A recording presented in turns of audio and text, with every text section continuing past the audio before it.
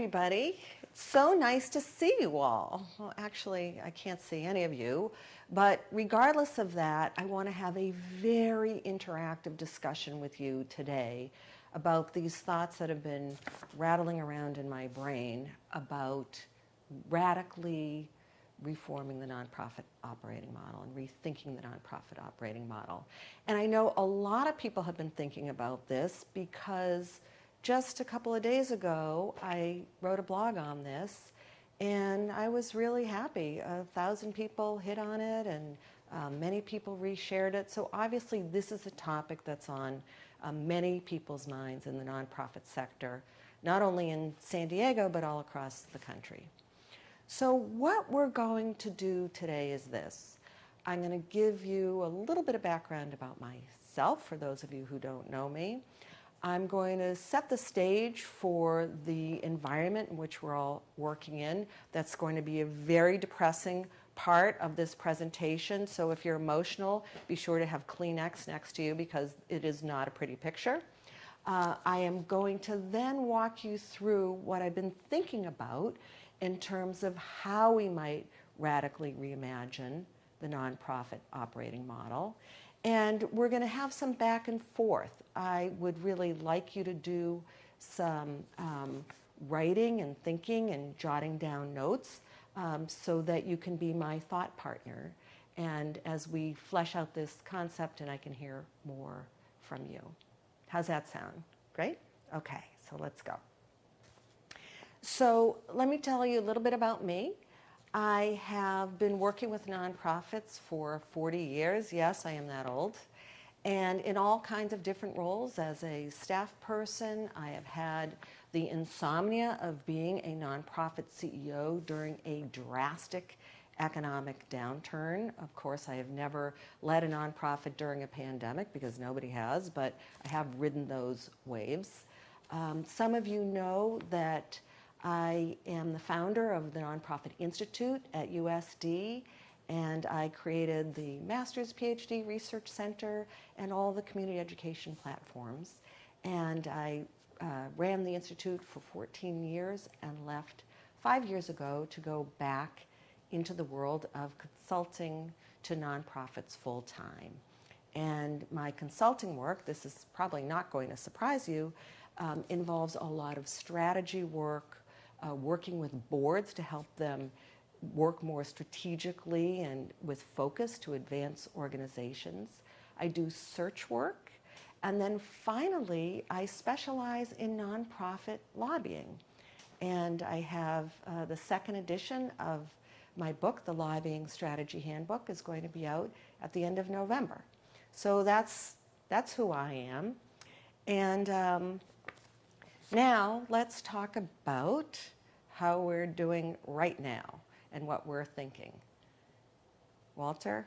I got a wingman here, Walter, he's helping me out. So this is how we're all feeling right now, am I right? Especially if you're sitting around in your underwear with a beer this morning, you know, this is pretty much how you're feeling, having running a nonprofit or working for a nonprofit during these times. It's really, really awful. And one of the things I'm guessing, if you tuned in this morning, that the folks at the Nonprofit Institute talked to you about the latest survey that they did, surveying nonprofits in San Diego from March through the end of April. And what they found was not a pretty picture.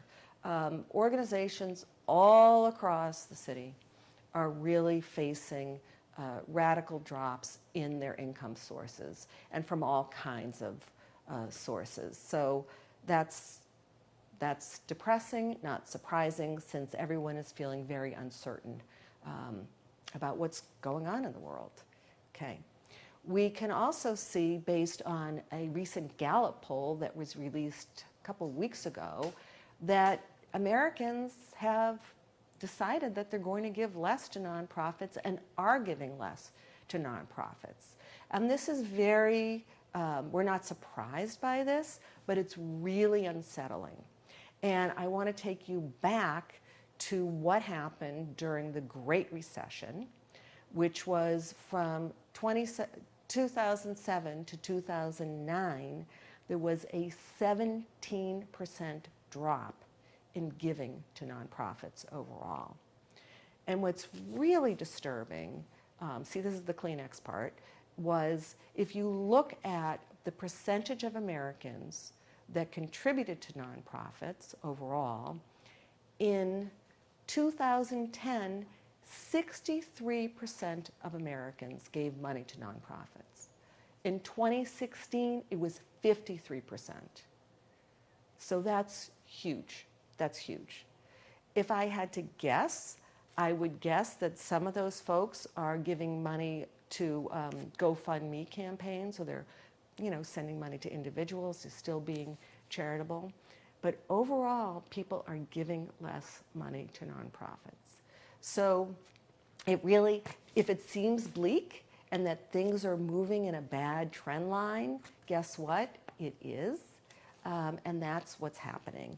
And and the other thing that I want to say, just as long as I'm being the bearer of really bummer news before we get to the exciting news, is that from that period of 2007 to 2009, 20% of nonprofits that had annual revenues of $1 million and below before the recession went out of business. So these are precarious times, and this is why we need to rethink how we're doing business. The last thing I want to tell you about this is that when we lose money as a sector, it really hurts our staff. I think you know that, because if you look at what the Nonprofit Finance Fund says, most of the money that we spend, you probably know this, I don't need to tell you this, goes towards paying staff salaries. So, it's heartbreaking because these are colleagues who we've grown to know and love, and they're just as motivated as we are to get up every day and fight the good fight for all the kinds of changes that we are trying to make in the world. And so there is no knight in shining armor. That's the bad news, is going to run in with like a pile of cash to bail us out. But I got some good news. We, you and me and all of us, are the knights in shining armor because we're resilient. We've done this before. We know that people are relying on us for a whole bunch of things, for all the good that we do. And we can reinvent ourselves and reinvent the sector and make this work. And I have confidence in us. And let's talk about how we are going to get there. And what I want to start talking about is this. Every single nonprofit on the planet that has ever been created was created because there were people who had a vision that they wanted to create a social good. And even if you didn't found your nonprofit, you just work 180 hours a week on it, you're doing it because you want the world to be better, whether it's through music that really makes people feel good, or you're helping people out of poverty, or you're working to provide medical care, or you're protecting the environment. Whatever it is you're doing this magnificent thing on the part of the world. And so what we have is we've got to reframe the discussion that talks about how we do our work. And the way that I want to reframe it is looking at our work in two different ways, in terms of mission work and management work. All right? And I really want, this is kind of a radical concept, but I want you today to help me think through siloing that work, bifurcating those functions, dividing it in two, and let's talk through what those look like. Okay. On the mission side, what our mission does, that slide's not supposed to be there. Go to the next one. Sorry, made a boo-boo. Okay. On the mission side, we are thinking about, it's not only the why we're doing things, right? We're thinking about how we do things, and in what ways. So what are those things that make our organization unique? And as I like to say, God is in the details, because God is definitely in the details. So I'm going to make an outrageous statement. I don't know if it's true or false, but I'm just going to use it as an example. If I was a betting woman, which I'm not, my husband loves Las Vegas. God knows when we'll ever get there again because of the pandemic. But if I was a betting woman, I would say that there are probably 20, 30, maybe more nonprofits in the city of San Diego that are dedicated to empowering young people by helping them gain access to higher education. And so why are there all these organizations that work on the same thing, that all have the same why, right? They know why they're doing it, because education is a key to success. But how they do that with the young people they work with and what they do is very, very different. And so when you think about your mission of your organization, I want you to be thinking about those three things. It's not only the why, which is super important. Why are we doing this? But how are we doing it? And what are we doing to advance it? This is really important. If it wasn't for those differences in the how and what, there wouldn't be 30 different organizations working on the same issue. And I could have picked any other issue, an environmental issue, or a food justice issue, or an affordable housing issue. There are lots of organizations I work with that build affordable housing. God bless them, right? So why do we need all these different organizations? Because organizations have different approaches to how they do their work. And that's what makes your mission unique and about you. Okay. So I want you to spend a couple of minutes, and I want you to jot down your why, how, and what. So I want you to think about those. And I also want you to think about who. In other words, who within your organization is carrying out those functions, those activities? Who is it? Who is it on your staff that is making those activities and programs work?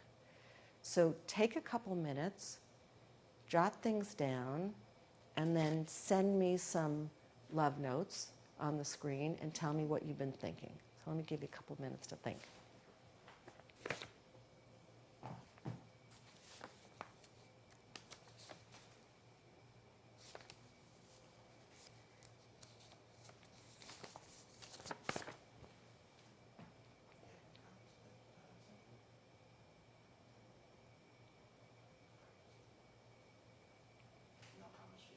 Okay. Well, they have to write. They've got to think.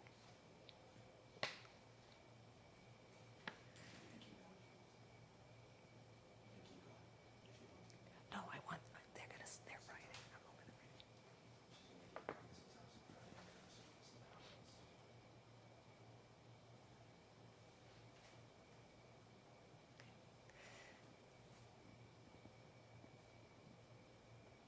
Do you have a count of how many people are in the chat room?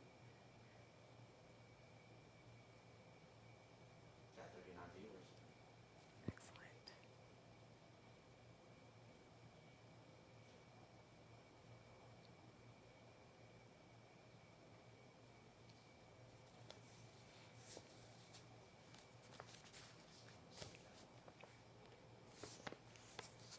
People and software.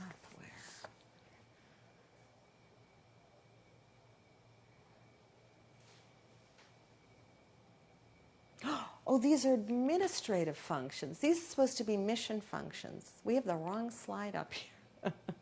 Can we go back? There we go. I'm sorry, I got a great answer from Lynn Corbett about administrative functions because our slide was off base.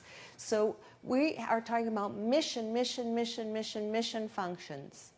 So we're talking about the mission activities. Sorry if I threw you off there. We're having a little bit technical difficulty, so I apologize.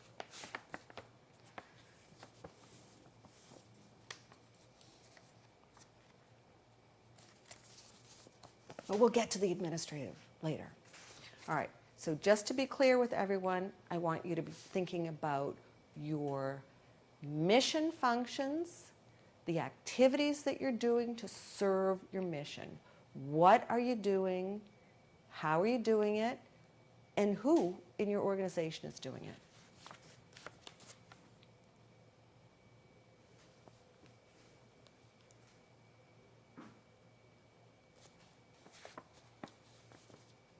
I'm waiting.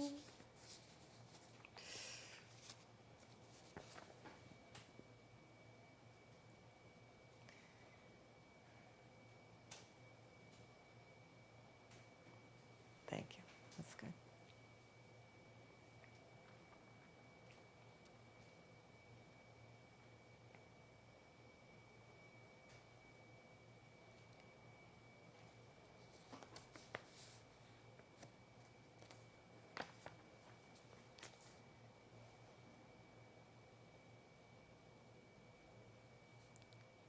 Come on, folks, tell me what you're doing every day.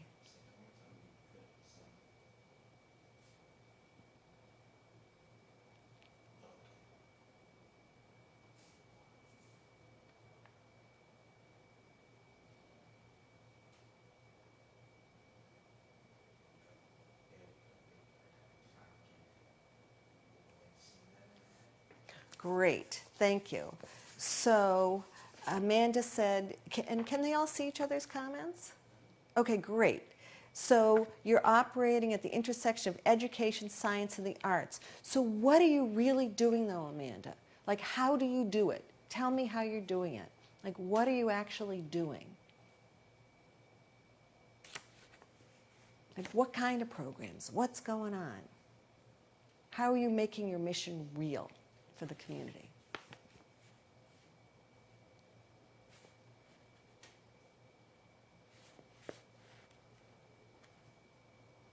That's great. So virtual music therapy right now, thank God. I'm sure people really appreciate that, Lindsay. Really important. So normally, and you're working with therapy for people who have mental health issues. What kind of people are you working with?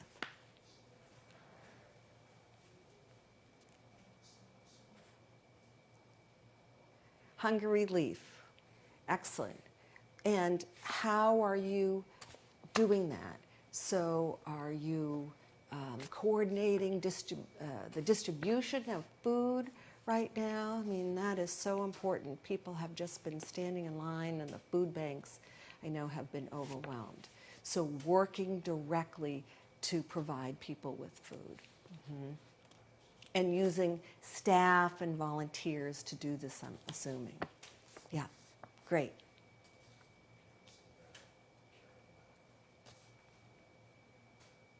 Oh, that's wonderful. So breastfeeding, that's great. So newsletters and technical support to people, because it's not easy. So that's really important to do that. That's great.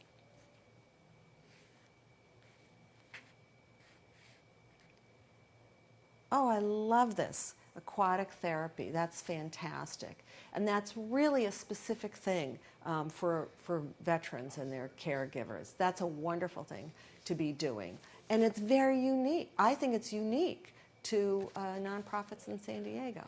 That's wonderful. Love that.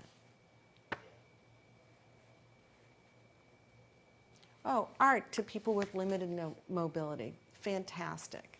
And I'm imagining this is a challenge right now because, you know, we are all having to struggle with the confines of life under COVID. But that's very exciting and important work. I'm looking at the screen just in case you're wondering, why does she keep looking away? I'm reading all your comments so I can see. Medically fragile, children and their families, active duty military veterans and their families, and community support. Excellent, excellent, excellent.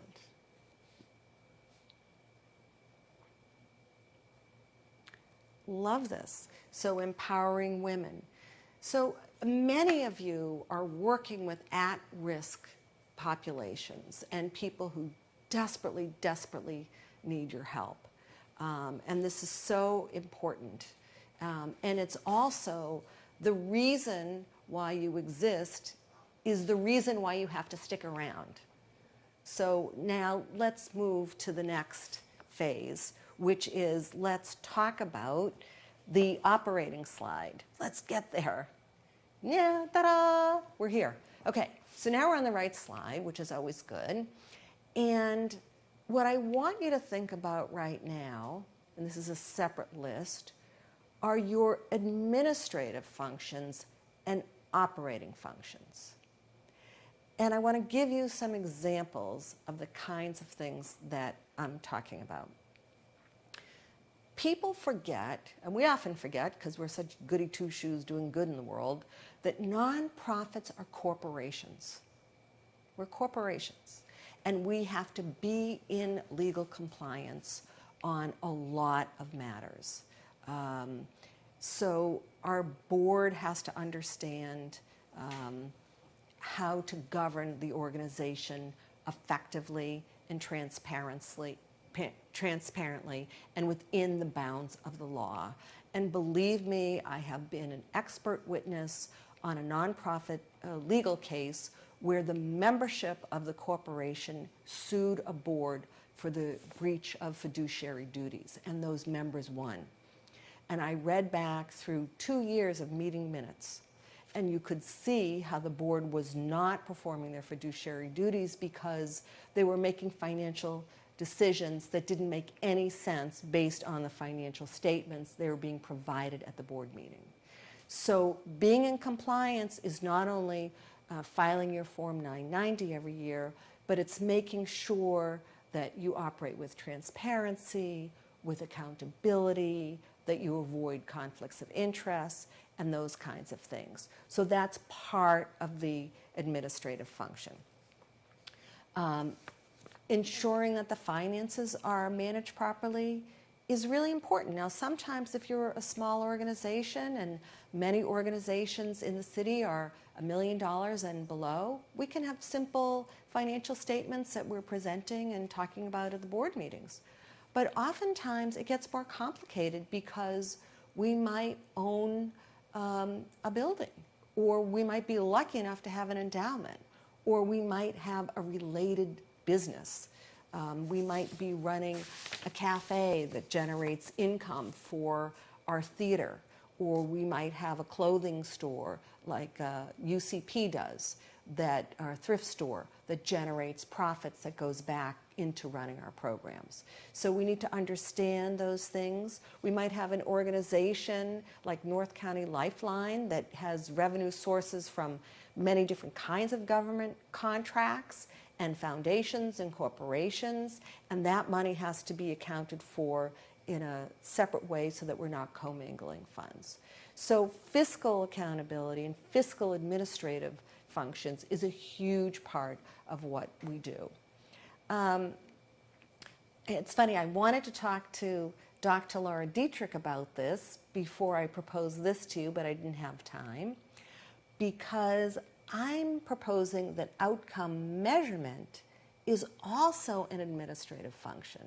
Now you might say, well, it's a mission function too.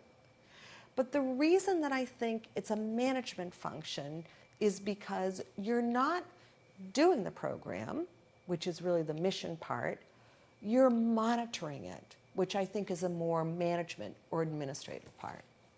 So as nonprofits, it's not enough to say, we are providing aquatic therapy or arts therapy to X number of people a year, because people are not hamburgers. It's not so many burgers served, right? Or so many bagels that come off the rack that are made. It's really what kind of impact are we having on the lives of the people that we serve? And how do we measure that? And that's so important to telling our story about who we are as an organization, is that management function.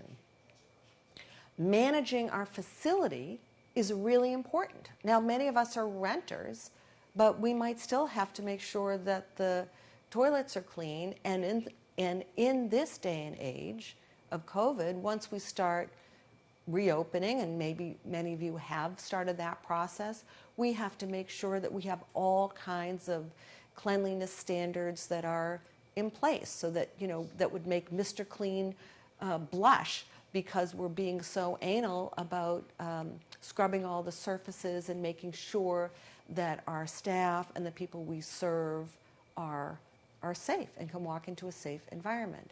So all those are management functions. All right. So and there's many more. So when you think about this, let's go to the, oh, I'm glad you're listening, Laura Dietrich. Let's go to the question mark slide, which is next, which is, I want you to make a list right now of your management functions. And this is really important. I want you to tell me who performs those functions. Is it staff? Are they consultants? Are they volunteers? So I want you to take a couple minutes to write that down and tell me about your management functions and who's performing those functions.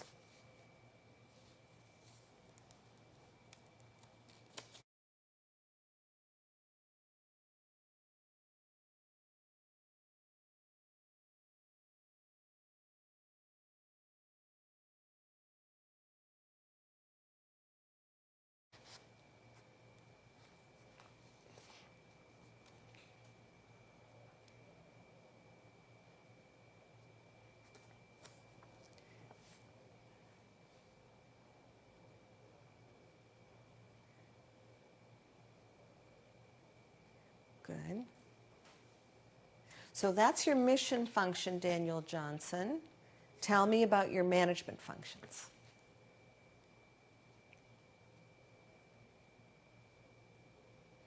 Those are your mission functions, Marnie, and I love it. I love what you're doing. Tell me how you manage it. Good, Rebecca. Tell me the management side of it. I'm pushing you all, pushing you all. How are you promoting the museums? Is that an administrative side? Is that an operating thing that you do? Do you have a whole marketing arm that does that? Is that part of your mission, or is that really just the administrative piece of it?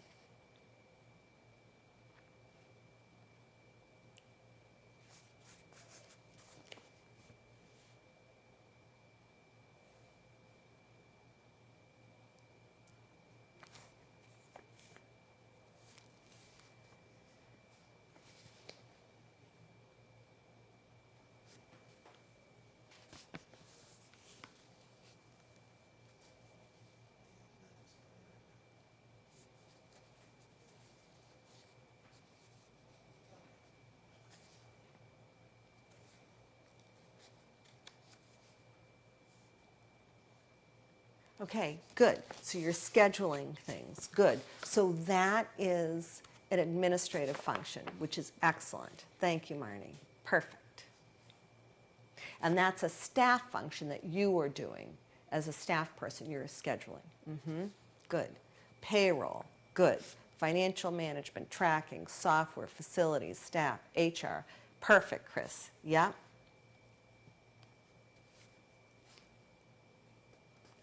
Good. So, excellent. Financial oversight, bookkeeping, paying bills, payroll. Yep. That's it. Love the little leaping logo, too. Leap to success. Love that.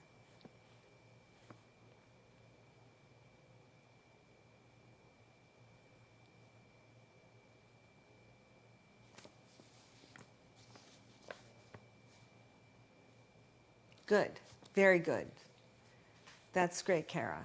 So you're accounting, data, evaluation, full-time staff. HR is contracted out.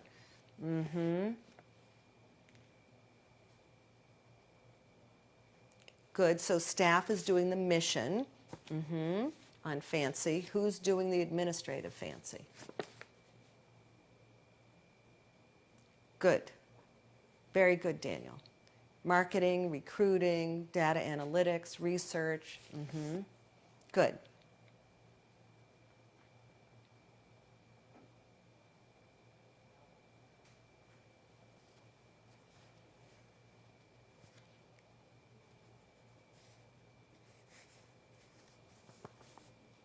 Okay. Ticket sales, perfect. Yes, survey data, client intake. Accounting, contracted out. All right, we're going to talk about that. Bookkeeping, donors. That's good. Thank you, Samuel Lawrence Foundation. Good. 2-person staff.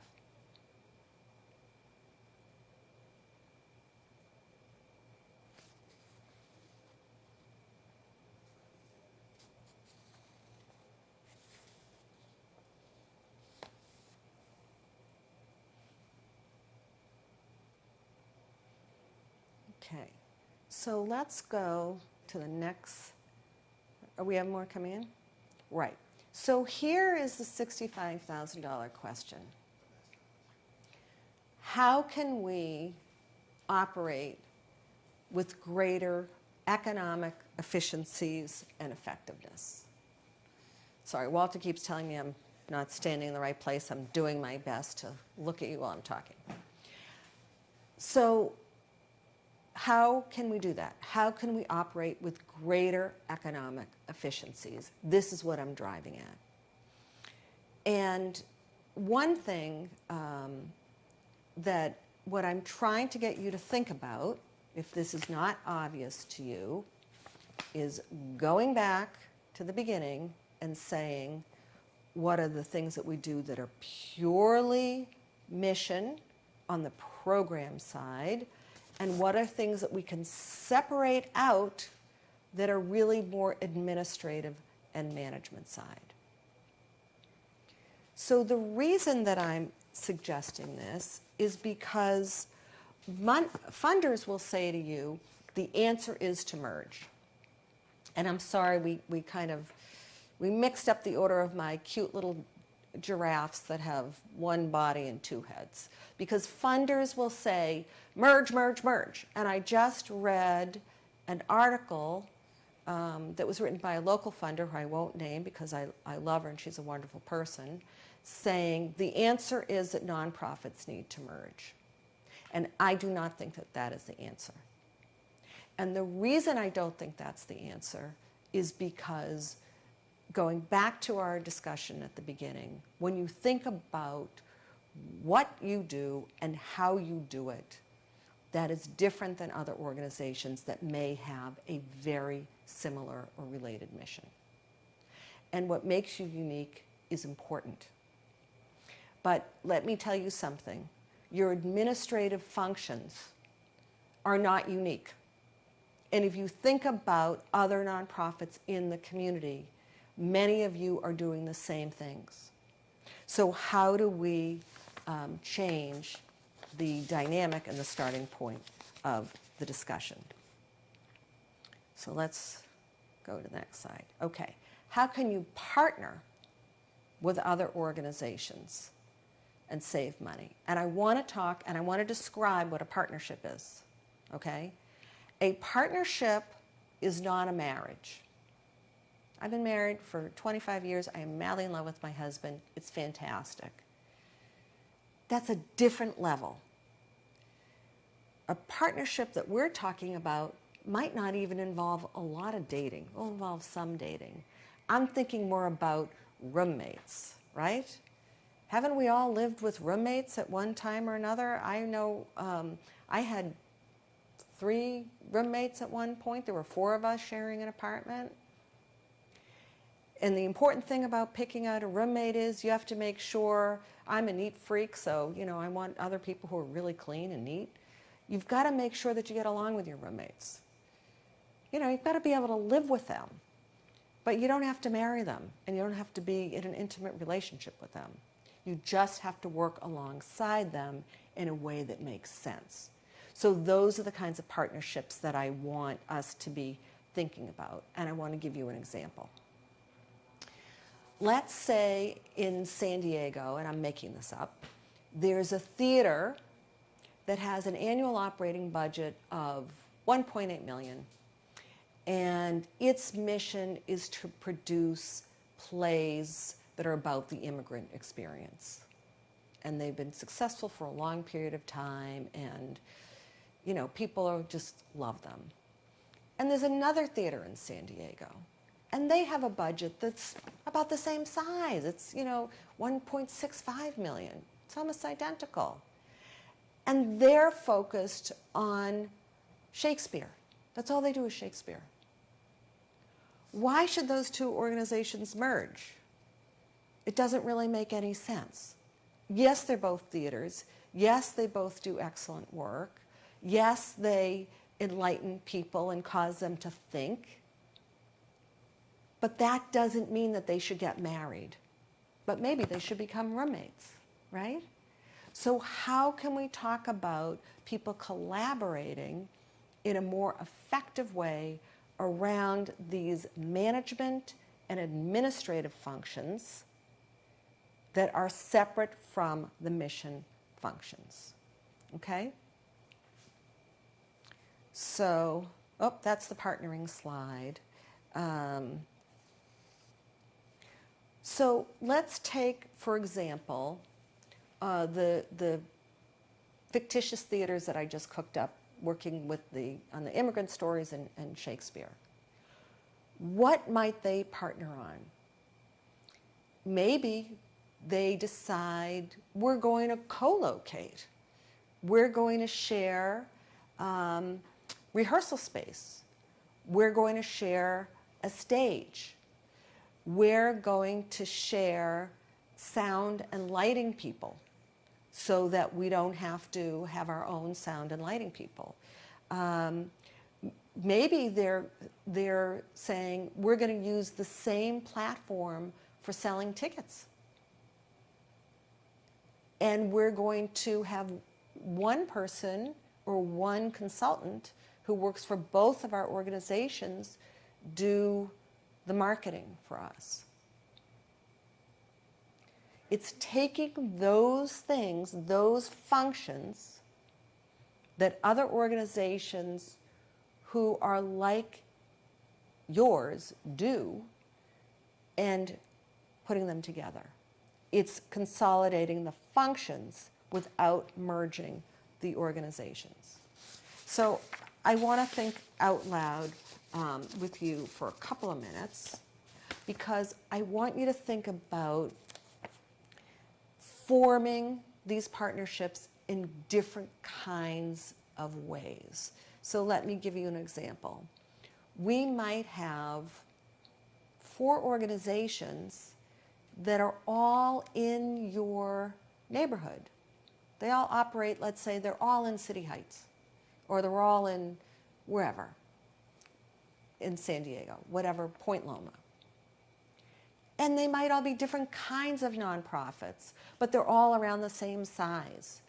Maybe that's the group that you want to look to get together to start having conversations about people's administrative and management needs. Maybe you all need some kind of work done that has to do with figuring out a good program evaluation. And maybe you can get better economies of scale somehow if you do it together, especially if your organizations are more alike. So let me step back. Let me walk that back a little bit. You might be working with a group of organizations that are all your size that aren't alike. You could be working with other organizations that have similar missions that are all over the city. You could also decide if you are, let's say you're an organization that has a budget of about $1 million or $750,000, and you say, you know what? I want to partner with an organization that has a $10 million budget, because those people can do those kinds of administrative functions, with their eyes blindfolded. That's nothing for them, and it's really difficult for us because we're little and we don't have all that capability. So maybe what it looks like is a contract with those organizations to perform the administrative functions, rather than you having staff do it, or contracting with consultants to do it. And I know that this is going to mean very difficult emotional decisions about forming different kinds of working relationships. As I said earlier, you have people who you work with on your team who you so appreciate because you know that they care so much about the work that you do. But the facts are that there is going to be less money for all of us to do the work we do.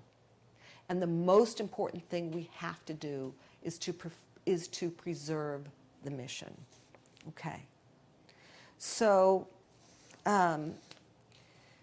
if we think through, do I see collective impact? Absolutely, absolutely. How can we do it? How can we do it? How can we form these innovative, important partnerships to move things forward? Yes. So let's look at the next. Do you think there's an opportunity?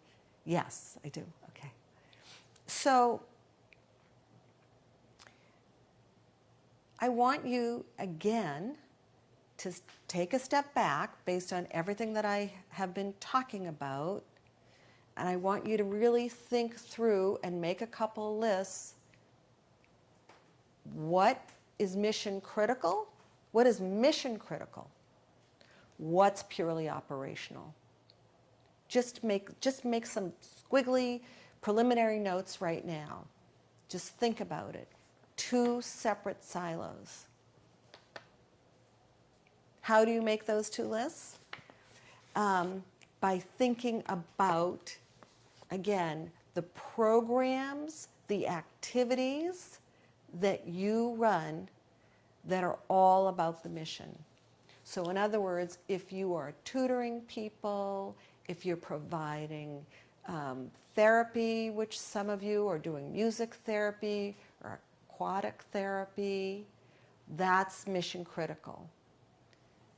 All of the other stuff is the operating stuff, right?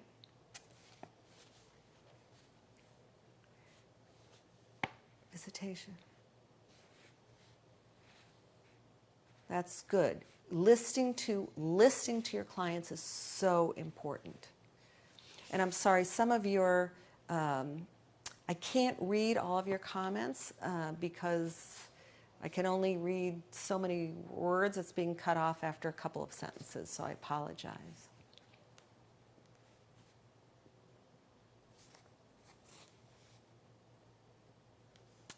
Oh, good. You're welcome, Laura. Yes, sharing physical space. So important. Physical space, and physical space is really expensive. It's hugely expensive, right? So sharing physical space is big. And oftentimes with physical space, there's also maintenance costs. So if you have someone to help you clean the toilets, woohoo, that's really good too, right? And all those things. Yes, your programs are mission critical, right? So you want to preserve your programs and look at the financial things. Let me give you another example. What about HR? The HR climate in California has changed radically, right? So how do we classify employees properly? How do we make sure that we're obeying the law in terms of all of that? Now, many of you are contracting out with HR firms or professionals to help you. But maybe it might make sense, again, if you partnered with other organizations or a larger organization, either to use the services of a full-time HR manager, if one is already existing at an organization, or maybe it's going to be more cost-effective if you have one person doing that for many organizations. Same thing with your finances. Same thing with your website. Same thing with your marketing. So if you think about all of those tasks, all of those administrative functions, what does that look like? Yes, physical space is good. Other thoughts? Community partnership, HR, yes, okay.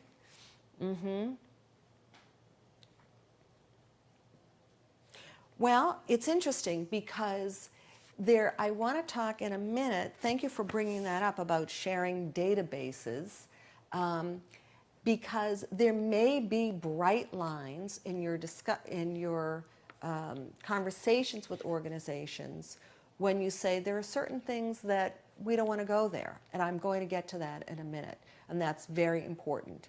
You've got to figure out what works for you and what doesn't work for you in terms of how you're going to collaborate effectively. Any other thoughts coming in?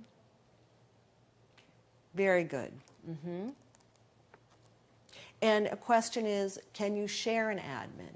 Is that possible with another organization? Or with an organization that might not have a similar mission, but has similar functions? You know, again, it's been so interesting that we're getting comments today from different organizations that do different kinds of therapeutic services. Maybe the way in which those organizations interact with their clients for appointments is similar. Maybe you could merge systems. Maybe there would be some efficiencies to be gained through that process.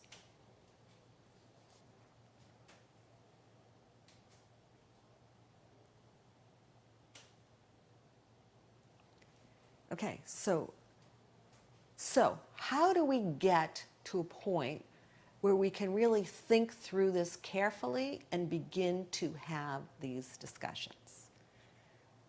All right, Walter? Okay.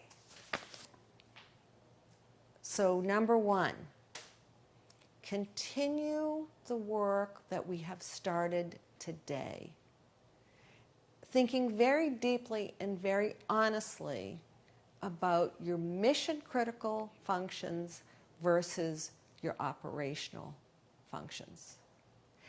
And the reason that this is hard to do, and I know I'm repeating myself, but this is a really important point, is that you have people who are affiliated with your organizations who are working on those administrative functions, and you love those people, and they're your friends, and they're your soulmates in doing this kind of work.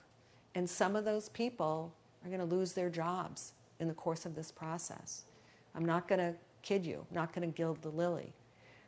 Less money means fewer jobs, and that is a reality. And what we're trying to do here is achieve greater operating efficiencies for your organization, cost savings and operating efficiencies, operating better, doing things better, while we're still maintaining the mission. And that is going to mean letting some people go.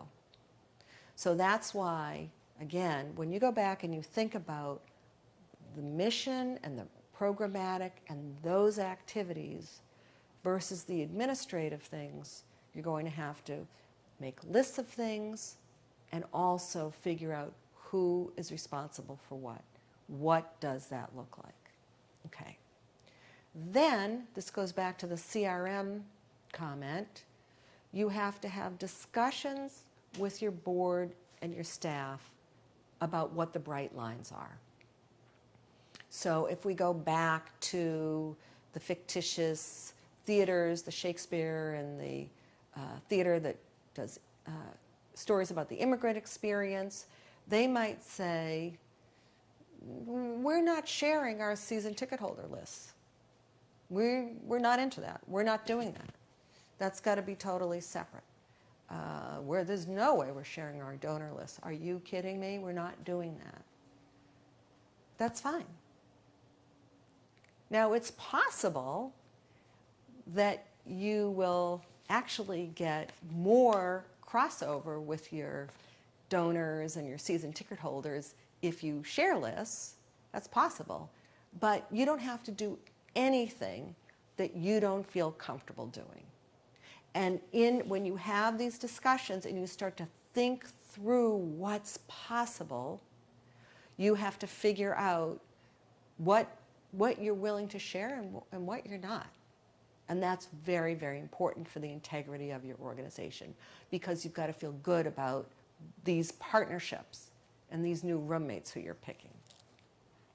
And then you're going to identify these possible areas for partnerships.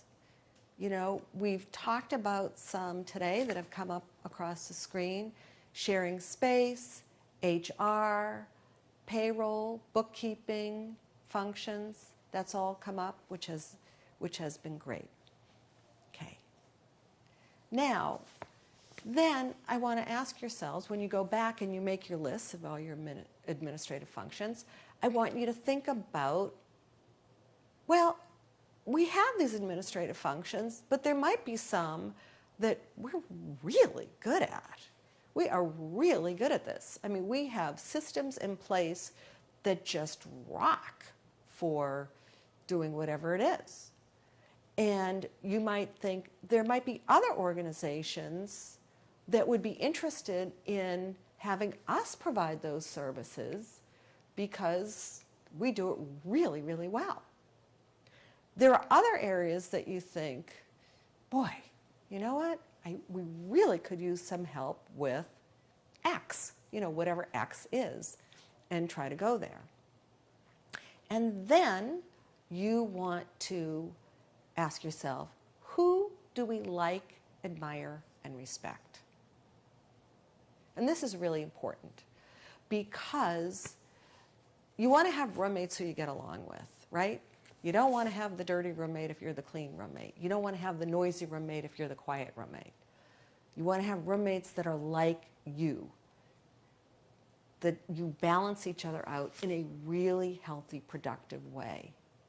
And again, this who we like, admire, and respect, they might be organizations that aren't in a related nonprofit field. They might be totally different from us. Maybe they're larger organizations that we like, admire, and respect, and we feel like we could partner with them. So how do we do that? And what does that look like? Okay. So I want to open it up again for your comments, to hear what your thoughts are. And I'm also going to grab a tissue so my nose is wet. Okay.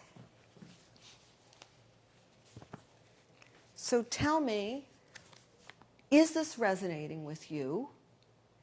What are some ideas that are bubbling up out of your magnificent brains as a result of thinking this way?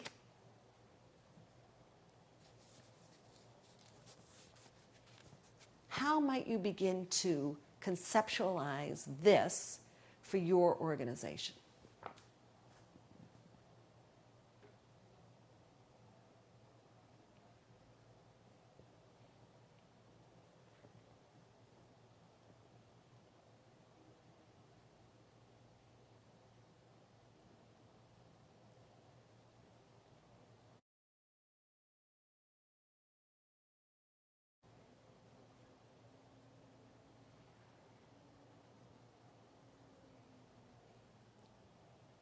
Come on, I know you have some great ideas out there that are rattling around. What about doing outreach?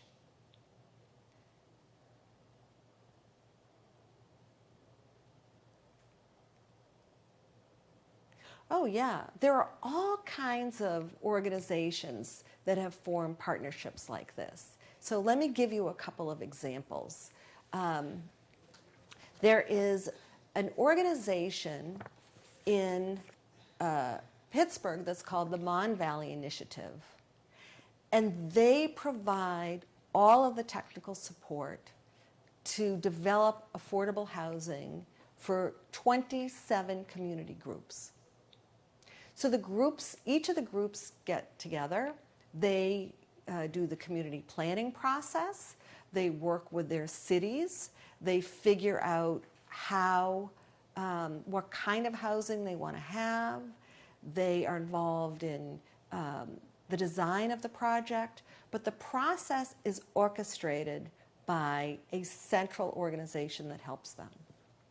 There are other nonprofits in there's a nonprofit in Philadelphia that provides a lot of collaborative resources for arts organizations, and particularly theaters. And how can they provide, again, lighting and costume and all of the support that that organization needs.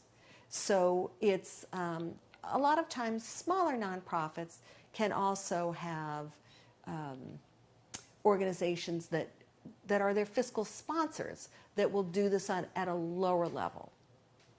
But it's really thinking about, I want you to think in a very out-of-the-box way about how this collaboration could work for your organization. Yes, you have to work with people you trust. Absolutely. Well, that's a good question. So how would you approach them?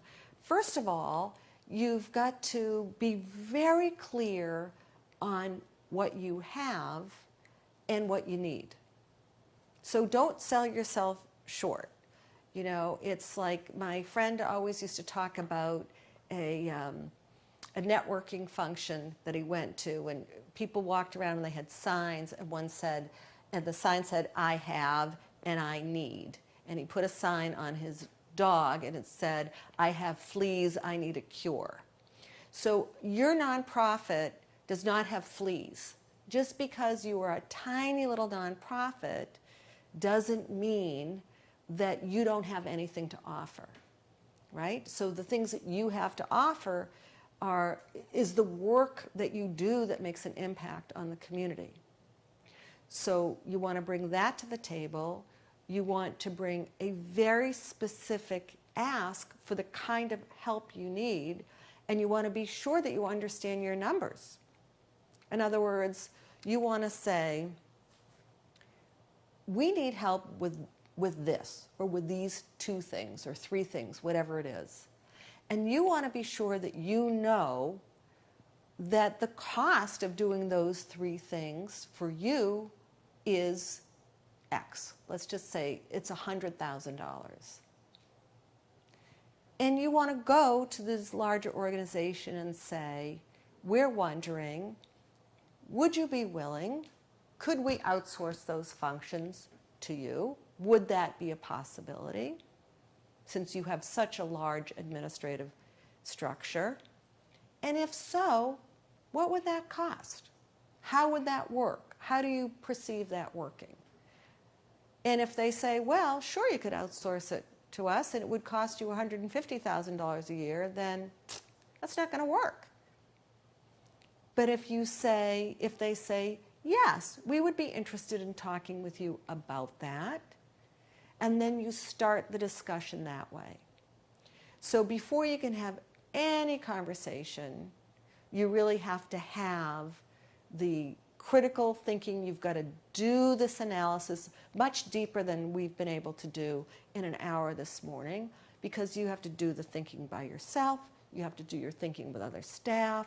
You've got to do thinking with the board, right? You have to have these very serious discussions. You've got to look at your budget, and then you have to think, what's feasible? What's reasonable?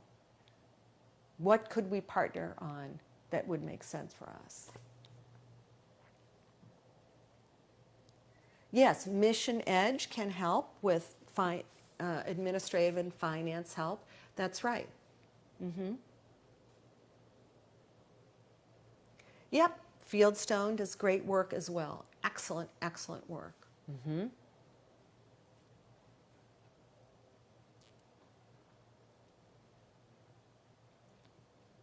What other thoughts? Have any of you attempted these kinds of partnerships? What would you think?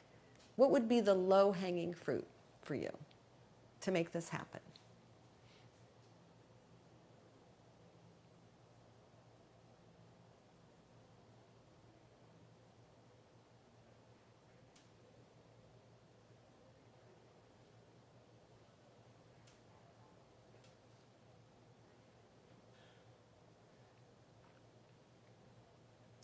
I want to say one thing about this process. This is not a silver bullet. I can't wave a magic wand and poof, it's going to just happen for you automatically. This is going to take thinking and planning and negotiation and, as my husband said, trust. It's going to take some trust as you develop partnerships. You are going to want agreements in writing. This is really important. So everyone is clear about what it is that you are agreeing on. But now is the time, now that we are still, for the most part, in lockdown, now is the time to really be reimagining our organizations and what they can look like.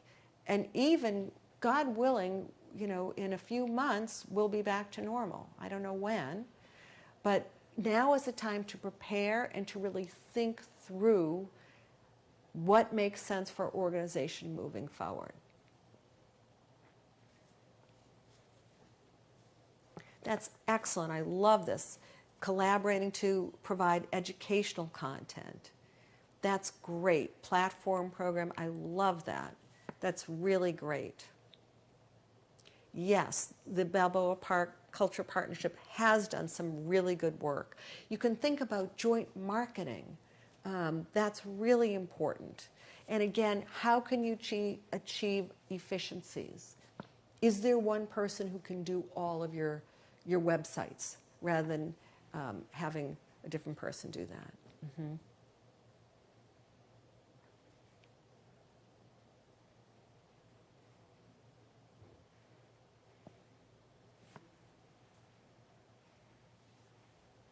Okay. So what I wish we could be having this discussion in person, and I'm hoping we can soon. I'm glad we were able to begin the conversation, and I'm hoping that you are going to begin the conversation or continue the conversation within your own organizations to really think through what this could possibly look like. I know I'm going to write more about this. If you don't already follow my blog, you can find me on LinkedIn or at patlibby.com if you want to sign up, because I'm going to be blogging on this topic. I'm going to be working on a project with the City of San Diego, the Arts and Culture Commission, where we explore how we can help theaters do some of this work, and I'm very, very excited about that. So let's keep talking. Feel free to send me an email if you'd like. Again, my website. Oh, I have a question. What could joint marketing look like?